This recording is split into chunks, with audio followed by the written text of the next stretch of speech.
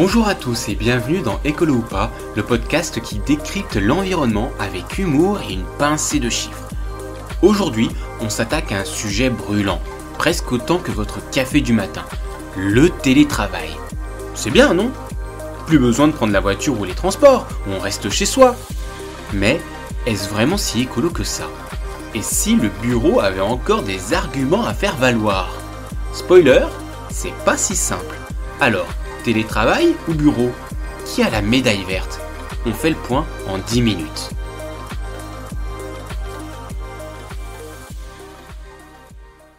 Commençons par le premier gros argument en faveur du télétravail, les transports. En France, plus de 70% des trajets domicile-travail sont effectués en voiture, et ça représente une belle part de nos émissions.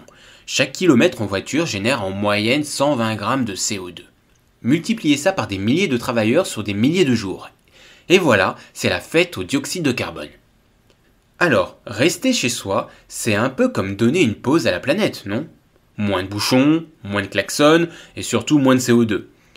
Si 10% des travailleurs passent en télétravail 2 jours par semaine, on pourrait économiser environ 271 000 tonnes de CO2 par an en France, selon une étude de l'ADEME. Mais ce qu'il faut savoir, c'est que le gain sur les émissions de CO2 n'est pas le même pour tout le monde, car on n'a pas la même façon de se déplacer pour aller au travail. Grâce au télétravail, certains évitent de prendre leur voiture, donc le gain environnemental est important. Mais moi, par exemple, je me rends au travail en vélo, donc quand je suis en télétravail, le gain est de 0. Alors, on a vu que, côté transport, le télétravail semble clairement avantagé. Mais attention, ça ne veut pas dire qu'il est sans impact. Travailler chez soi, c'est aussi consommer de l'énergie. Et là, la compétition entre télétravail et bureau devient serrée. Qui consomme le plus ? Spoiler, tout dépend de ton mode de vie. On va décrypter ça.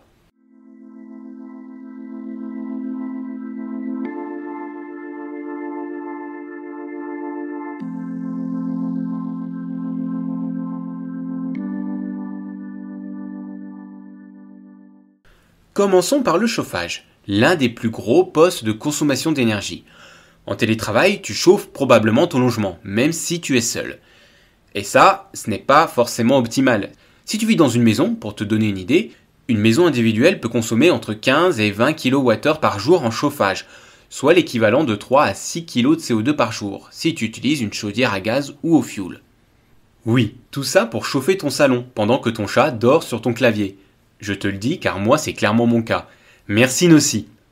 Oui, c'est le nom de mon chat. Mon chat s'appelle Nossi. Au bureau, par contre, le chauffage est partagé entre tous les employés, ce qui le rend généralement plus efficace. Mais attention, il y a un hic. Les bureaux sont souvent surchauffés en hiver et sous-climatisés en été. Résultat, on parle de 10 à 15% de consommation énergétique superflue, juste à cause de réglages successifs. Et soyons honnêtes, combien d'entre vous oublient d'éteindre les lumières en quittant une pièce, même pour 10 minutes, hein ? Voilà, moi aussi. Donc plus j'avance dans cet épisode, plus je me rends compte que mon télétravail n'est pas si optimal que ça.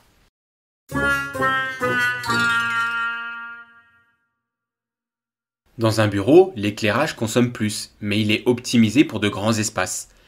Par exemple, un open space utilise en moyenne 7 à 10 kWh d'électricité par jour pour l'éclairage, ce qui est souvent réparti entre des dizaines de personnes. Et pour revenir au chauffage, cela dépend aussi de l'efficacité du bâtiment. Un bureau récent, bien isolé et bien conçu sera bien plus performant qu'un immeuble vétuste. Passons à ce que nous utilisons tous, nos ordinateurs. Un ordinateur portable consomme environ 50 watts par heure, soit 0,4 kWh pour une journée de travail. Ajoutez un écran secondaire, une imprimante, une connexion Wi-Fi et vous doublez rapidement cette consommation. Dans un open space, ces équipements sont également utilisés. Mais dans un environnement bien géré, ils sont souvent mis en veille ou éteints automatiquement après les heures de travail, ce qui limite leur impact.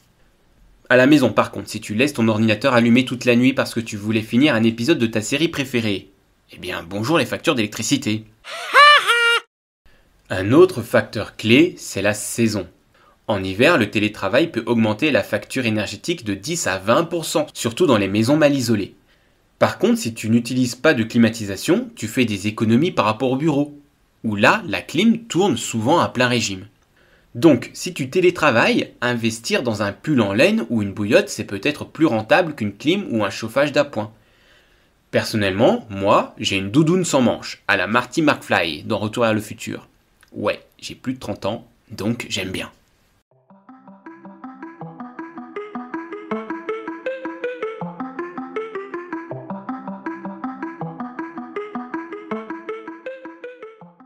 Le télétravail a aussi un effet indirect. Il disperse l'impact énergétique.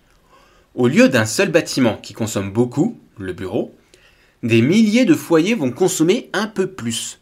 Résultat, si chacun consomme mal, l'impact global peut être aussi élevé, voire pire. Mais si tout le monde optimise son chauffage, son éclairage et ses équipements, on peut vraiment réduire notre empreinte individuelle. Alors, télétravail ou bureau? C'est compliqué, hein? Mais attendez, il y a encore un gros point à aborder. C'est l'impact de notre dépendance au numérique. Zoom, Teams, email et appels vidéo, tout ça, ce n'est pas neutre.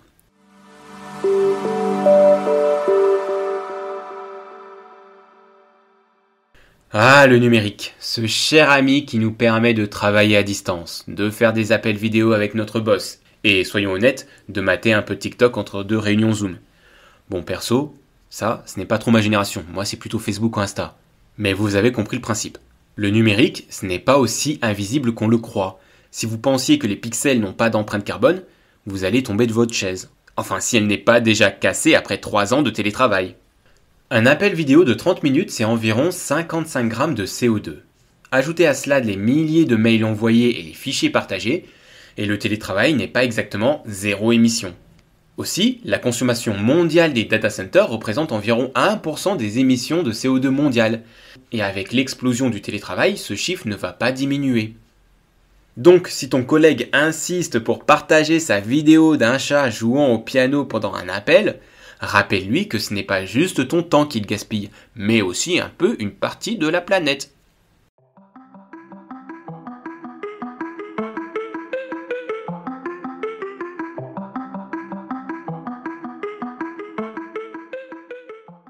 Enfin, on a ce qu'on appelle les externalités, ces petites choses auxquelles on ne pense pas forcément.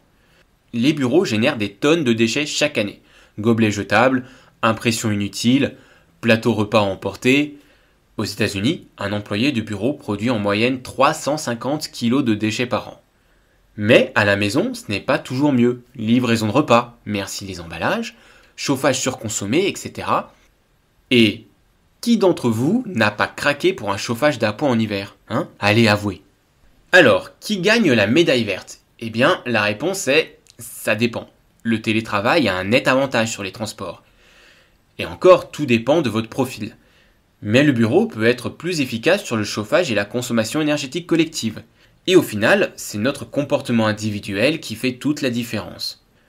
Moi, personnellement, le télétravail ne m'évite pas d'émissions de CO2 liées au transport, car je roule en vélo. De plus, je chauffe mon appartement en plus quand je reste à la maison. Donc, au final, en télétravaillant, je dois certainement émettre plus que si je me rendais au bureau dans mon open space partagé.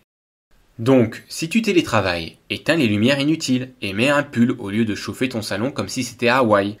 Et si tu vas au bureau, peut-être laisser ta voiture au garage et prendre un autre moyen de transport, soit un transport en commun, soit le vélo. Tout est question d'équilibre, comme toujours quand on parle d'environnement. Merci de m'avoir écouté aujourd'hui. Alors, vous êtes plutôt team télétravail ou team bureau? Venez me le dire sur Instagram ou dans les commentaires. Si cet épisode vous a plu, partagez-le et abonnez-vous. Allez, à vos gourdes et vélos et rendez-vous la semaine prochaine pour un nouvel épisode. À bientôt!